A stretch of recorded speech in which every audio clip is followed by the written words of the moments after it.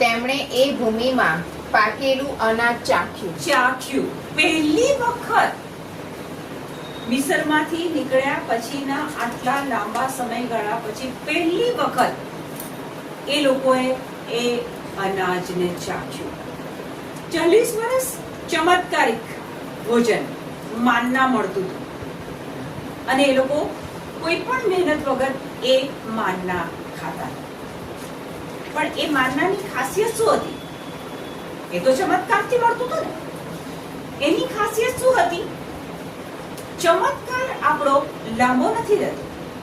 એ માનનાની ખાસિયત શું હતી કે તમે આજે માનના પડે પછી તમે તમારે ખાવા જેટલું ભેગું કરો અને માનો કે તમે એથી વધારે માનના ભેગું કરી રાખો તો બીજા દિવસે એ માનના સડી જાય. ચમત્કાર આજ પૂરતો, લિમિટેડ સમય